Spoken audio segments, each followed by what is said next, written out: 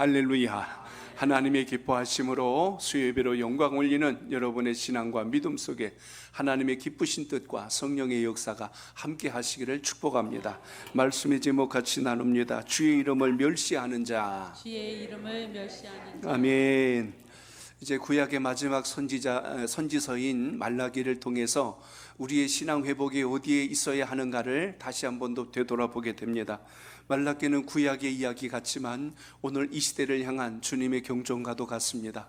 우리가 신앙한다 하지만 우리의 심장이 하나님을 향하지 않고 우리의 생각이 주님께 집중되지 아니하며 보이는 예배로서 끝나버린다면 오늘 말라기서에서 책망받았던 제사장들, 이스라엘 백성들과 조금도 다를 바가 없을 것입니다. 그러므로 오늘도 지난 시간에 이어서 두 번째 시간을 통하여 여러분의 신앙과 믿음을 다시 한 번 더 재점검하고 돌아봐서 하나님의 선하심이 함께 하시길 축복합니다. 이스라엘 백성들, 그리고 오늘 본문에 이제 제사장에 대한 이야기가 나옵니다. 제사장을 비롯하여 백성들까지 하나같이 모두가 하나님 보실 때 정말 가증하고 불의하였기에 오늘 말라기는 하나님의 진노를 그대로 담아 하나님 백성들에게 선포하며 경고하는 내용이 말라기서입니다. 지난 시간에 우리가 살펴본 것이 무엇입니까? 하나님께서 말씀하셨어요. 내가 너희를 사랑한단다. 이렇게 이야기했던 이 백성들이 하나님 너무나 감사합니다. 이랬으면 얼마나 좋아요. 근데 이 하나님의 백성들이 입에서 나온다는 말이 무엇이냐면 주께서 어떻게 우리를 사랑하셨는데요? 이렇게 묻는 겁니다. 아니, 사랑하셨다고 했는데 뭘 어떻게 사랑했는데요? 마치 강력하게 따지듯이 하나님께 이렇게 저항하는 그들의 고백을 보게 됩니다. 그래서 하나님이 답변을 주셨어요. 뭐라고 했냐면 내가 야곱은 사랑했고 에서는 심판하였느니라. 내가 너희를 사랑하였고 에서를 버렸느니라. 너희들이 특별히 이쁘고 잘나고 똑똑하고 배경이 좋고 그래서가 아니라 내가 너희를 특별히 정하여 너희에게 은혜를 입혔느니라 하고 하나님의 일방적인 은혜와 사랑을 먼저 다시 한 번 더 확인시켜 주신 것이 지난 시간 우리가 살핀 것입니다. 말라기서는 전체를 통해서 6가지 하나님의 말씀과 여기에 따른 하나님의 백성들의 답변, 그리고 그것에 따른 하나님의 또 다른 응답, 이렇게 3가지 과정을 거쳐서 6가지로 크게 진행이 됩니다. 그래서 지난 시간 우리가 첫 번째를 나누신 것이고요. 이제 오늘은 두 번째 이야기를 여러분과 같이 나눌 텐데, 오늘은 신실하지 못한 제사장들을 향한 말씀이에요. 하나님께서 오늘 말라기를 통하여 선포한 말씀은 너희가 나의 이름을 멸시하였구나 하고 너희들이 나의 이름을 무시하고 가볍게 여겼구나 하고 이렇게 책망을 하자 제사장들도 이제 목소리를 높이기 시작합니다. 우리가 어떻게 주의 이름을 멸시하였나이까? 우리가 언제 하나님을 멸시하였나이까? 이렇게 목소리를 높인 이유가 있거든요. 이 제사장들이 제사와 절기를 하나도 빼먹은 게 없어요. 철저하게 지켰는데 문제가 뭐냐면 마음이 들어가 있질 않아요. 그리고 그 제물들이 하나같이 오늘 본문의 말씀처럼 오염되고 하나님께 드릴 수 없는 것을 드렸던 그들의 모습. 행위는 살아있는데 내면과 본질은 떠나 있었다는 이야기입니다. 그러니까 오늘 여러분 이 시대는 안 그럴까 잘 생각하면서 이 말씀을 이해할 수 있어야 합니다. 그래서 너희들이 나의 이름을 멸시하였다고 하나님이 하시니까 이 제사장들이 어떻게 주의 이름을 멸시했습니까? 그래서 하나님이 말씀하신 거예요. 더러운 떡을 나에게 바쳤구나 하고 이렇게 말씀하는 거예요. 너희들이 나에게 더러운 떡을 바쳤다. 이제 오늘 본문에 이제 그 이야기를 같이 나누게 될 겁니다. 그렇게 하였더니 또다시 그들이 항변을 합니다. 우리가 어떻게 주를 더럽게 했습니까? 우리가 언제 하나님을 더럽게 했습니까? 또 따지는 거예요.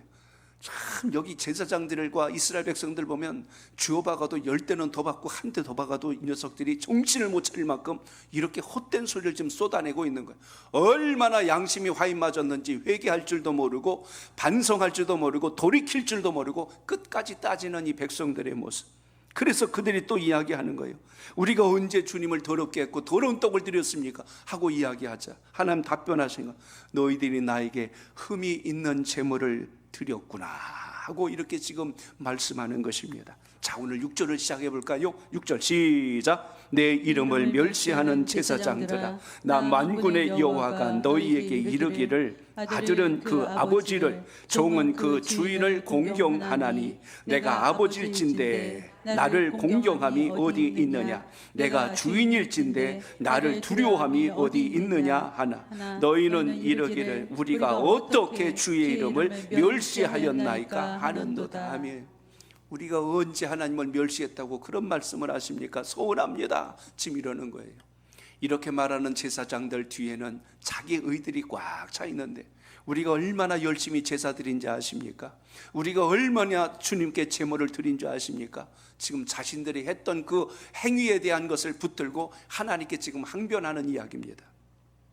하나님을 경외하는 자의 제물은 최선을 다하여 구별된 것이 드려져야 한다는 걸 우리가 먼저 기억하시기 바랍니다. 오늘 6절에서 8절까지 보시면 하나님은 제사장들이 하나님을 공경하지도 않고 두려워하지도 아니하면서도 멸시하였다고 지금 지적하고 있습니다.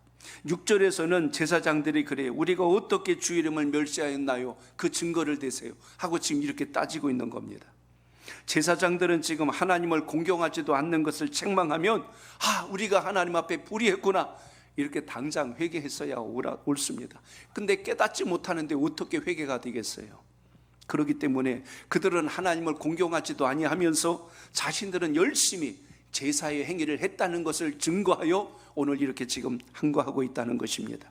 그래서 7절에서 8절까지 보시면 하나님은 그들이 드리는 제사를 도리어 그들의 마음을 보셨기에 너희들이 나를 공경하지도 않았고 멸시한 증거가 바로 이것이니라 하면서 오늘 그들의 잘못된 생각을 깨닫게 하십니다. 제사장들은 하나님께 제사를 드리긴 했지만 공경하는 마음으로 하지 않았다는 거예요. 우리가 누군가를 섬긴다고 말은 하지만 마음속에서는 멸시하고 그것을 비아냥거리면서 겉으로는 웃으면서 얼마든지 포장할 수 있겠죠. 근데 하나님은 그 제사장들의 내면과 중심을 보고 계신 거예요. 예배 드릴 때 모두가 다 똑같이 하나님을 향한 것 같습니다. 그런데 예배를 드린다 하지만 머릿속엔 잡념이 꽉 차 있고 마음은 주님께 향하여 있지 않고 예배 자리가 불편하다고 생각하는 그 마음을 가지고 앉아있는 그 중심을 주님께서 보실진데 그것이 어떻게 하나님이 받으실 만한 예배요? 하나님께서 영광을 거기서 취하실 수 있을까요? 그래서 오늘 본문에 보시면 하나님께서 그걸 뭐라고 표현하면 너희들이 나에게 더러운 떡을 가져왔다 그랬어요. 예물을 드리고 헌신을 하고 봉사를 하고 충성을 했는데 하나님이 보실 땐 이게 더러운 떡이래요. 이 더럽다고 하니까 여러분 이게 원래는 깨끗했지만 더러웠다는 뜻이 아니라 본래부터 하나님께 합당하지 않은 것을 가지고 왔다는 의미에서 더러운 떡이라는 의미를 보셔야 합니다.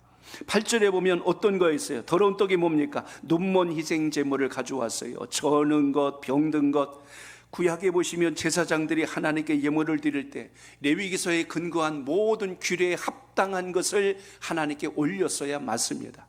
그리고 성전 입구에서 성막에서도 제사장들이 백성들이 가져오는 제물들을 잘 살펴서 흠없고 그리고 점없는 저는 것도 안 됩니다. 몸이 종기가 난 것도 안 되고 오염된 것도 안 돼요. 이런 것은 제물로 받을 수가 없다. 왜냐하면 경건하지 않고 거룩하지 않아서 거절했던 것인데도 불구하고 오늘 당시의 제사장들은 이 정도는 괜찮아, 하나님도 이 정도는 이해하실 거야 하면서 자기들의 생각을 가지고 그 더러운 떡을 가지고 하나님께 영광의 제사를 드렸다고 그렇게 하니 오늘 하나님께서 지금 말씀한 게 바로 이 부분에서 봐야 할 것입니다.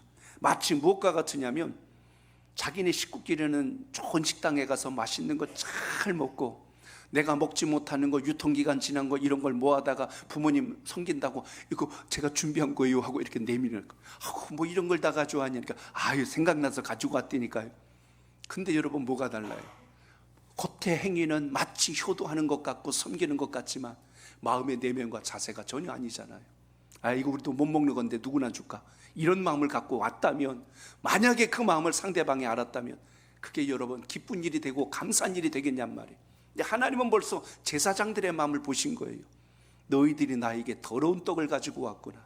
그러니까 제사의 행위는 삐까번쩍하고 제사의 향기는 웅장하게 드렸을지라도 하나님은 그 제사 받지 않으신 거예요. 흠양하지 않으신 겁니다. 오늘 그 이야기가 오늘 본문의 이야기입니다. 말라기 시대 제사장들이 이 정도로 하나님 앞에 경건하지 않았고 올바르지 못했다는 사실을 우리가 이 대목에서 주목해야만 합니다. 그렇기 때문에 그들은 전혀 하나님 앞에 희생의 제물을 드린 게 아니요 무가치한 제물을 가지고 흉내만 냈다는 것을 우리가 여기서 보셔야 합니다. 그러므로 우리는 오늘 이 말씀을 통하여 구약의 이야기로 치부할 것이 아니라 오늘 우리가 드리고 있는 예배 부분을 한번 재점검하고 돌아봐야 한다는 사실입니다. 우리는 과연 어떻게 하나님께 예배를 드리는가? 로마서 12장에 보면 너희는 하나님 앞에 거룩한 산제물로 드리라고 그랬어요. 우리가 산제물, 우리가 제물이 되어야 하는데, 우리가 하나님 앞에 흠없고 점없는 자로 드려야 하는데, 우리의 행실이, 우리의 예배하는 자세가, 우리의 생각과 마음이 전혀 주님 앞에 합당치 않으면서 마치 내가 가장 경건한 것처럼 모양을 내고 있다 할지라도 하나님이 보실 땐 그것을 더러운 떡으로 여기신다는 것을 본문에서 보게 됩니다. 거룩한 산제물이 뭡니까? 주님 앞에 온전한 마음으로 최선을 다하여 최고의 예배가 되려고 힘을 다하는 그 마음과 자세가 우리 속에 있어야 한다는 사실입니다. 예배 시작하면서부터 졸고 잡념에 빠지고 휴대폰을 렸다고 가서 전화 받고 이런 모든 자세들이 하나님께 집중되어 있지 않는 우리의 모습과 형태라는 사실을 우리가 봐야 한다는 것입니다. 하나님께서 온전한 제물을 요구하신다는 것은 하나님께서 뭔가 욕심이 많으셔서 그런 뜻으로 말씀한 게 아닙니다. 하나님께서 우리에게 원하시고 기대하시는 게 있습니다. 우리의 내면과 마음이 전적으로 주님을 향하고 있는가를 보신다는 것을 오늘 우리의 신앙 안에서 살필 수 있기를 바랍니다. 그러므로 하나님께서 오늘 우리가 드려지는 모든 예배를 통하여 그 속에 담긴 우리의 정성을 통하여 여호와의 이름이 거룩하여지고 열방 가운데 그 증거가 분명하여지기 때문에 오늘 본문에서 그것을 거듭 오늘 말라기를 통하여 우리에게 선포했다면 오늘 우리는 다시 한 번 더 생각해 보셔야 합니다. 나는 하나님을 어떤 마음과 자세로 공경하고 섬기고 있는가? 마음의 중요성을 이야기합니다. 아무거나 드려도 괜찮지 않아요. 이게 하나님이 흠양하신다는 게 뭐 내려와서 그걸 저기 하나님께서 드시겠어? 그냥 뭘 해도 그냥 이렇게 모양만 갖추면 되는 거 아니야? 이런 자세를 가졌던 제사장들의 그 마음을 하나님이 지금 지적하고 계신 겁니다. 쓰고 남은 것, 가치 없는 것으로 하나님께 최고의 것이라고 가장하여 드린다면 그건 예물이 아니라는 이야기죠. 그러므로 하나님을 멸시했던 당시의 제사장들의 모습을 통해서 오늘 우리가 드려지는 예배가, 이 시대의 예배가 흔들리지 않기를 우리의 모든 신앙을 돌아보셔야 돼요. 왜 갈수록 이 시대가 예배는 많아진 것 같은데 예배의 본질과 그 내면은 자꾸 희석되어 가는 것일까? 그러면 여러분, 수많은 예배의 자랑, 숫자의 자랑, 웅장한 시스템의 자랑, 프로그램의 자랑이 아니라 그 속에서 하나님이 받으실 만한 우리의 내면과 중심이 가장 정결하고 거룩한 떡이 될 수 있도록 예배마다 최선을 다하는 영적 자세가 있기를 바랍니다. 그래서 오늘 7절에 보세요. 뭐라고 말씀합니까? 7절입니다. 시작.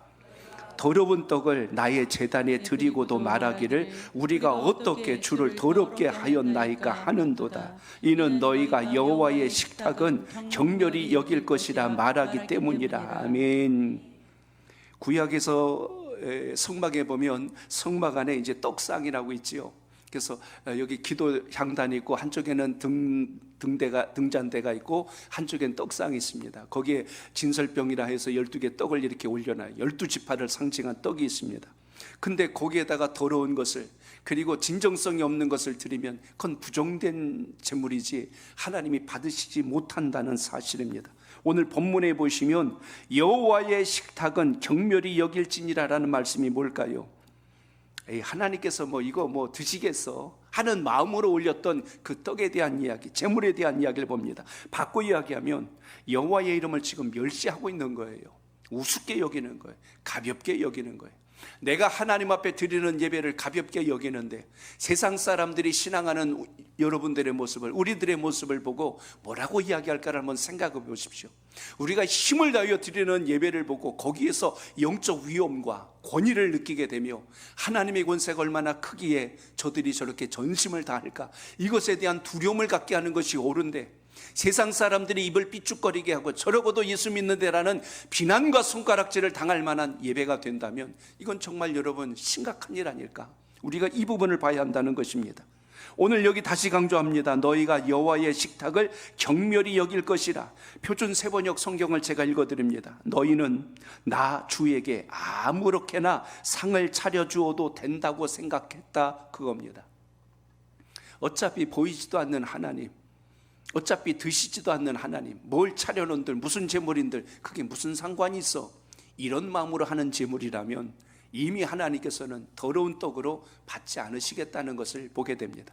하나님이 배가 고프신 분도 아니요, 무엇이 부족하여서 우리에게 요구하는 분도 아니신데, 우리는 하나님께 드리는 우리의 정성 속에 여호와의 이름을 망령되이 일컬거나 여호와의 영광을 땅에 떨어뜨린 일을 해서는 안 된다는 것을 우리가 이 말라기서를 통하여 깊이 있게 묵상할 수 있길 바랍니다. 최선을 다한 예배자가 되시길 바랍니다.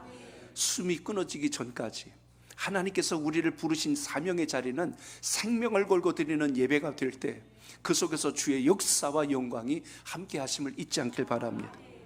레위기서 24장 8절로 9절을 읽어보겠습니다. 시작. 안식일마다 이 떡을 여호와 앞에 항상 진설할지니 이는 이스라엘 자손을 위한 것이요 영원한 언약이니라. 이 떡은 아론과 그의 자손에게 돌리고 그것을 거룩한 곳에서 먹을지니 이는 여호와의 화제 중 그에게 돌리는 것으로서 지극히 거룩함이니 이는 영원한 규례니라. 아멘. 하나님 앞에 우리가 드려지는 모든 것을 통하여 이게 거룩하기 때문에 구별되어야 된다. 그래서 누가 먹습니까? 아론과 그의 자손들이 따로 거룩하게 구별된 곳에서 그걸 먹도록 했다는 것을 보면 이 떡의 의미는 너무나 귀하고 거룩한 의미를 담고 있다는 것을 보게 됩니다. 오늘 말라기 시대 제사장들은 자기들은 좋은 떡을 먹고 하나님 앞에는 먹지 못할 것을 올려놓고 하나님이시여 받으소서, 이런 모습으로 지금 비춰지고 있는 오늘 이 장면을 우리가 여기서 연상할 수가 있습니다. 부정한 것으로 하나님께 영광을 올리고 주님 우리가 제사를 잘 드렸습니다, 이거 아니라는 거예요. 오늘 제사장들의 심령이 병든 것을 오늘 본문에서 말씀하고 있다는 이야기입니다. 왜 이런 일들이 생겼을까를 거슬러 올라간다면 이미 그들이 바벨론 땅에서 돌아와서 예루살렘 성전을 수축하고 그럼 자신들의 삶과 형편이 완전히 뒤바뀌고 달라질 줄 알았어요. 요즘 말로 하면 예수 잘 믿고 신앙하면 당장 그냥 물질적 복이 쏟아지고 가정이 잘 되고 형통하고 범사가 형통하고 길이 시원해되려고 열리고 막 이래야 되는데, 때로는 힘든 일이 생기고 고난이 생기고 질병이 생기고 어떤 역경이 생기니까 이거 뭐 예수 믿어도 소용없네, 이거 뭐 신앙에도 별거 아니잖아, 이러면서 신앙생활의 기쁨과 감격을 다 잃어버리고 우리에게 구원을 주신 그 하나님의 의미는 상실해버리고 눈앞에 보이는 지금 이익이 눈에 안 들어온다고 하여서 하나님을 멸시하고 경멸히 여기는 거예요. 대놓고 하나님을 욕할 수는 없고, 그러니 어떻게 해요? 행동에서 벌써 삐딱선이 드러나는 것을 우리가 여기서 보지 않습니까? 그게 이스라엘 백성들의 모습이에요. 안 하는 것도 아니에요. 행위는 해. 그런데 뭐가 없어요? 마음과 진정성이 전혀 없는 이들의 모습을 우리가 오늘 본문에서 보게 됩니다. 성격 심리학에서 사용되는 용어 중에 수동 공격성 장애라는 게 있습니다. 수동 공격성 장애, 이 의미가 뭐냐면 상대방에게 불만이 있을 때 직접적으로 표현하지는 않고 소극적인 방법으로 적대감과 공격성을 표출하는 일종의 장애예요. 이거 좀 이해가 되실까요? 드러나지 않으니까 이 소심한 복수라는 거 아세요? 소심한 복. 그냥 쉬운 예 들어볼게요. 저희 집에 반려견이 하는데 지금 좀 오래 같이 살다 보니까 이제 노견이 돼서 이제 잘 움직이지도 못하고 안쓰럽고 딱합니다. 근데 한창 때 아주 열심히 뛰어다니고 할 때가 있었어요. 근데 어떤 땐 때로는 잘못했다고 나무랄 때가 있죠. 이렇게 하면 안 된다고 이렇게 좀 꾸중을 하거나 자기 비율 좀 상하게 하면 얘가 좀 잘 삐져요.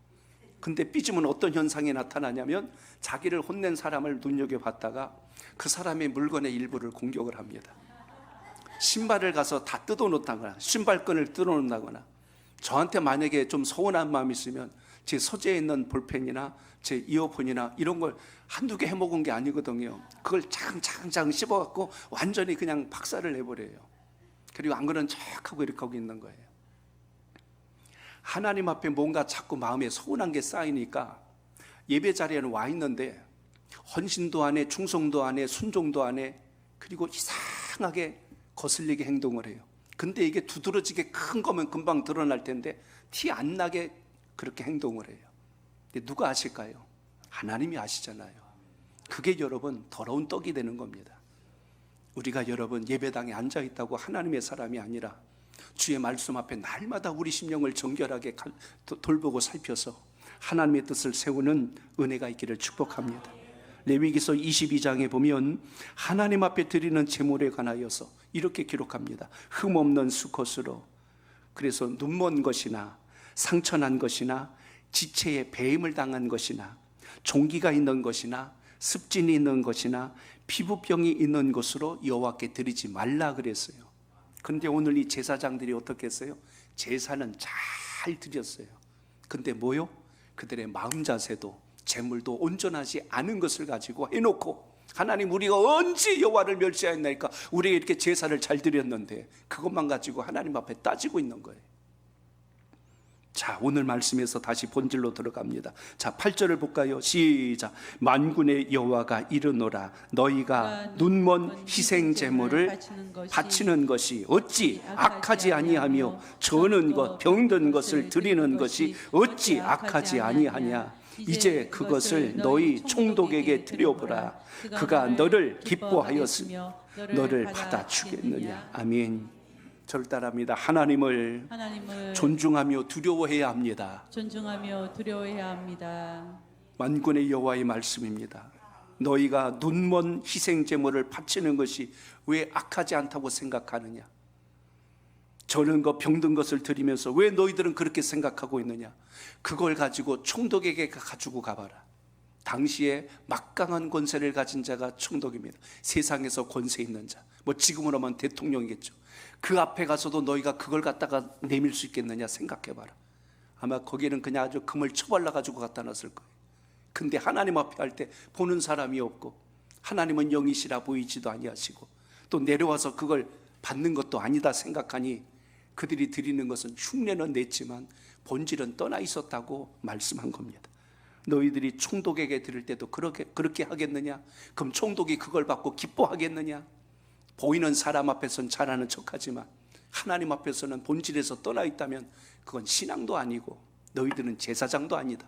오늘 그것을 지금 말씀하는 것을 본문에서 보게 됩니다. 오늘 그러므로 오늘 우리는 다시 한 번 더 우리의 신앙과 삶 속에서 돌아보셔야 합니다. 눈에 보이는 사람, 세상 권력자들, 그리고 어려워 보이는 사람 앞에서는 잘하는 것 같으면서 하나님 앞에서는 예배하는 자세도, 하나님 앞에 서는 우리의 중심도 본질에서 벗어나 있다면 오늘 그것이 말라기서를 통하여 우리를 향하여 책망하시는 주님의 음성이란 걸 다시 되돌아보며 믿음의 굳건한 자리에 서시길 축복합니다. 과거에 비해서 예배당도 많아졌어요. 성도들도 많아졌습니다.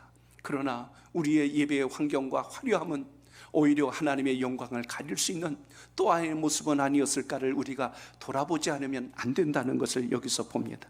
그러므로 사람 눈보기 좋은 예배가 아니라 정말 주님 앞에 전심으로 드릴 수 있는 예배자로 서기까지 매 순간마다 우리의 신앙을 돌아보고 하나님의 기쁘신 자리에서는 역사가 있기를 바랍니다.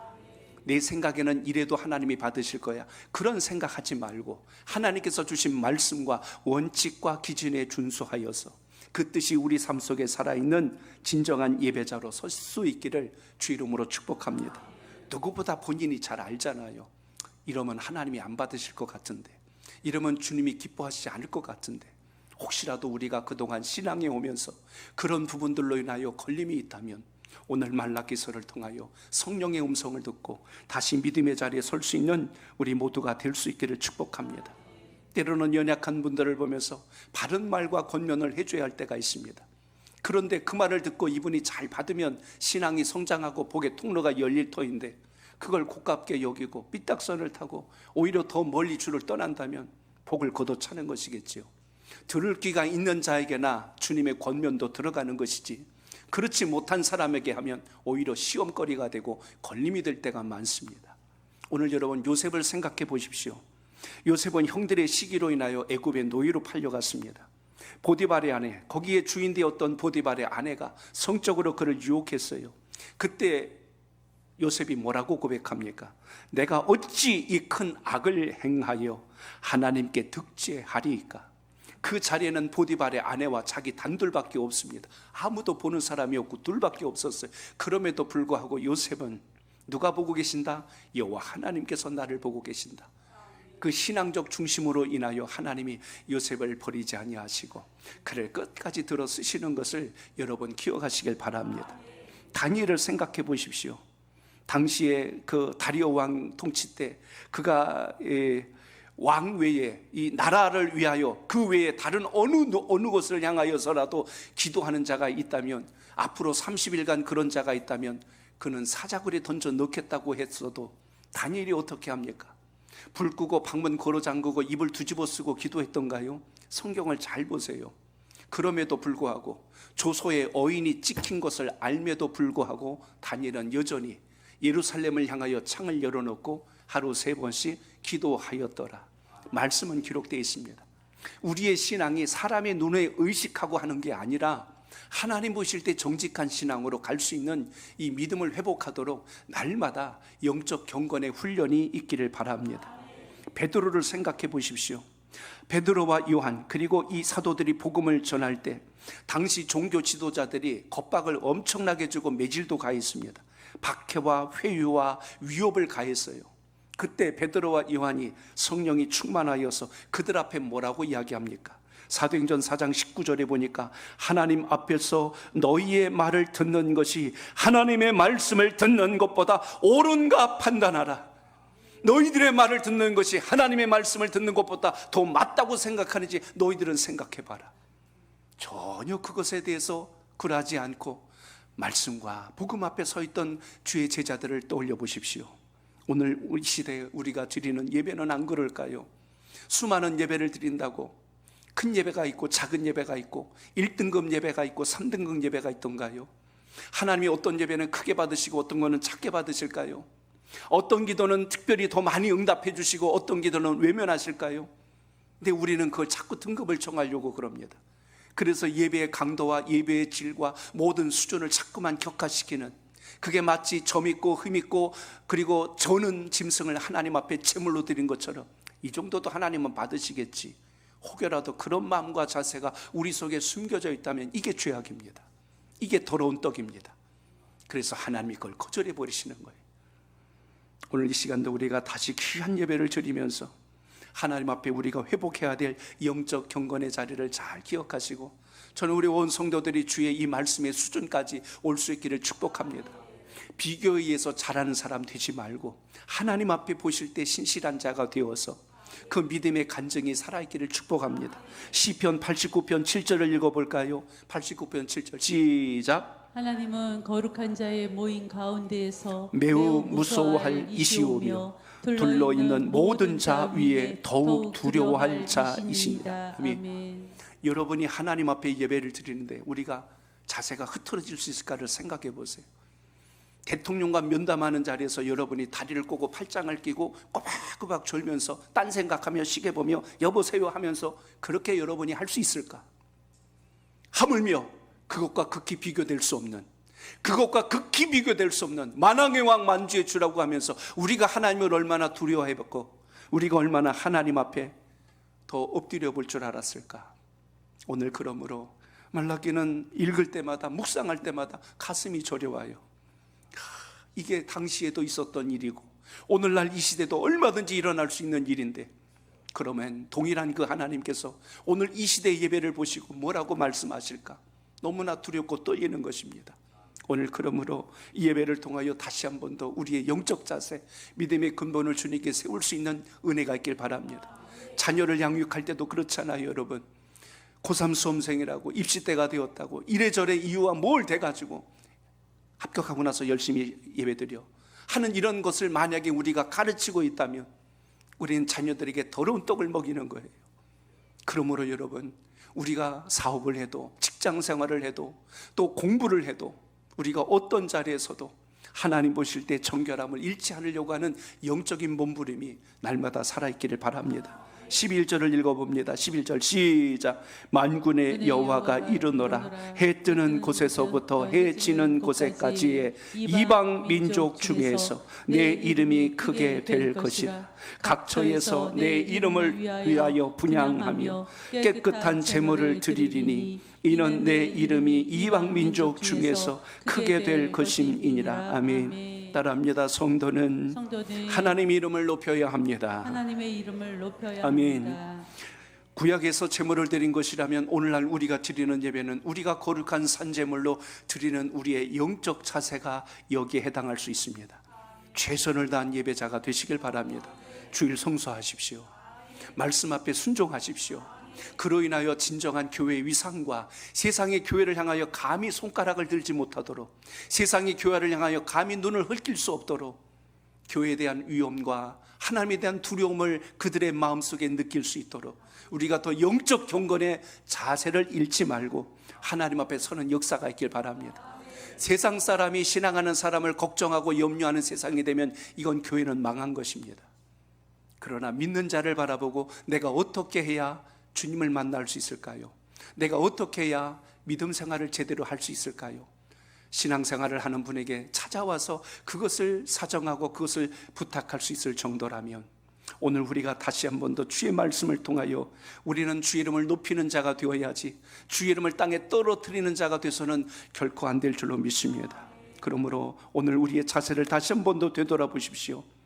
하나님께 드리는 제물까지도 율법에 명기된 대로 하나님의 백성들이 순종하지 않을 때 하나님이 과감하게 모든 것들을 책망하고 거절하신 것처럼 오늘 본문에 보시면 각처에서 내 이름을 위하여 분향하며 깨끗한 제물을 드리리니 이는 내 이름이 이방 민족 중에서 크게 되겠다고 말씀한 것처럼 우리가 하나님 앞에 정결한 마음으로 깨끗한 심령으로 주님께 영광의 예배를 드리면 오히려 세상에 그것을 보고 하나님을 높이며 하나님을 찬양하며 하나님의 영광이 이 땅에 선포됨을 기억하며 이 은혜와 사명의 역사가 우리 삶 속에 있기를 바랍니다.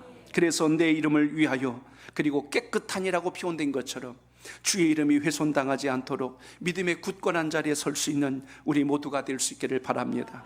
구약에서 하나님께 드리는 것을 분향하였다라고 한다면 오늘날 이 시대 분향에 해당하는 게 뭘까요? 분향은 제물을 올려서 향기를 올려드리는 걸 분향이라고 합니다. 그럼 오늘날 뭘로 우리가 분향을 해요? 예배당에서 뭐 짐승을 태워갖고 연기를 올릴까요? 아니지요. 이게 오늘날 우리로 본다면 기도입니다. 우리의 기도가 주님께 상달되도록 우리의 기도가 온전히 주님께서 흠양할 만한 기도가 될 수 있도록 우리는 매 순간마다 하나님의 영광이 이 땅에 증거될 수 있는 기도가 살아있길 바랍니다. 나의 육신의 정욕과 내 개인적인 심사가 해결되지 않았다고 때를 쓰고 그리고 마음이 삐져서 시험에 들고 빈정이 상했다고 하나님의 뜻을 은근히 왜곡하면서 변질된 길로 가고 있는 우리들의 그 얄팍한 모습을 하나님이 보신다면 얼마나 그것이 안타까운 모습일까를 생각해 보십시오. 오늘 우리가 다시 한 번 더 하나님 앞에 정결한 마음이 무너지지 않기를 구하는 간절함이 있을 때 하나님은 여러분의 형편을, 여러분의 처지를, 여러분의 아픔을 아시고 우리의 필요를 때를 따라 채워가신다는 이 분명한 사실을 잊지 말고 믿음의 자리에서 승리하는 하나님의 사람 될 수 있기를 축복합니다. 그러므로 이제 우리 어떻게 신앙할까요? 오늘 13절을 읽어봅니다. 시작. 만군의 여호와가 이르노라. 너희가 또 말하기를 이 일이 얼마나 번거로운고 하며 콧웃음 치고 훔친 물건과 저는 것 병든 것을 가져왔느니라. 너희가 이같이 봉헌물을 가져오니 내가 그것을 너희 손에서 받겠느냐. 이는 여호와의 말이니라. 아멘. 따라합니다. 구원에 대한 감사와 감격이 살아있어야 합니다. 감사와 감격이 살아있어야 아멘. 합니다. 13절이 여러분 읽기도 두렵고 떨리지 않습니까? 만군의 여호와가 뭐라고 말씀하는지 아십니까? 너희가 또 말하기를 이 일이 얼마나 번거로운고. 이 문장을 차마 읽기가 부담스럽습니다. 이 일이 얼마나 번거로운고. 지금 말로 바꿀까요? 이 예배가 얼마나 귀찮고 힘든지 그 이야기를 지금 하고 있는 거예요. 예배가 귀찮아졌어요. 예배가 번거로워졌어요. 하나님 앞에 서는 자리가 귀찮아진 겁니다. 이 예배를 또 드려야 돼? 왜 예배 자리를 자꾸 오라고 그러는 거야? 이러고 투정하고 앉아있는 이 제사장들의 모습을 보시는 하나님의 심정이 어떨까를 여러분 생각해 보십시오. 그러면서 콧웃음을 친대요. 이 예배를 또 드려? 무슨 예배가 이렇게도 많아? 이런 그 제사장들의 한마디 한마디와 그들의 심령을 하나님이 보시고 얼마나 안타까우실까. 여기 번거로운 거라는 말의 원문을 봤어요. 이 표현은 더 깊습니다. 어렵고 고통스럽다. 얼마나 괴롭게 하는가. 왜 우리를 자꾸 괴롭게 하십니까? 그거예요. 왜 이 수많은 제사와 절차와 절기를 지키게 해서 우리를 귀찮게 하시고 이렇게 괴롭히십니까? 정말 두려운 생각이에요. 정말 두려운 생각이에요.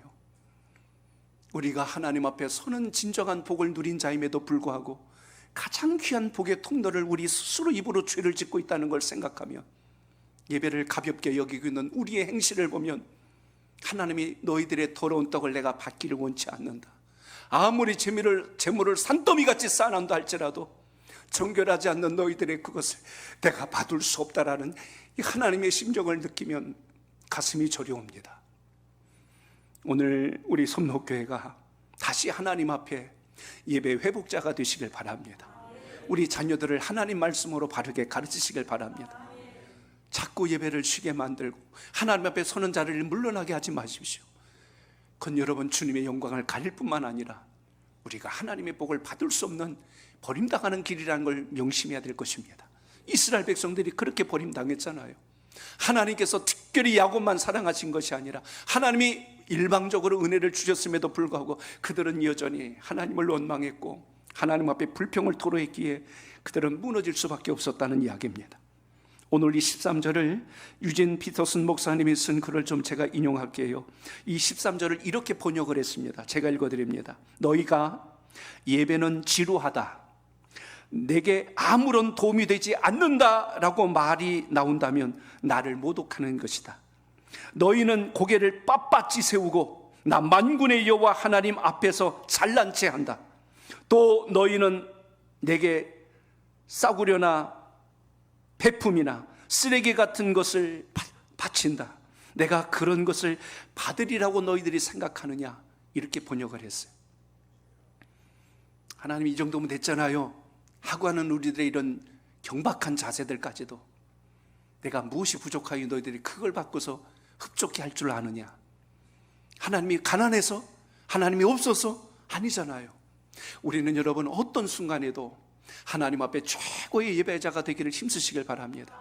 하나님께 예물을 심어도 인색하거나 아까운 마음으로 그런 마음이 아니라 하나님, 제가 더 많이 하나님께 드리고 싶지만 지금 저희 형편은 이렇습니다. 그러나 제가 최선을 다하여 하나님께 영광을 드리고자 합니다 하는 이런 절박한 마음을 가지고 드리는 우리의 헌신과 섬김이 하나님 앞에 상달될 만한 예배임을 잊지 않길 바랍니다.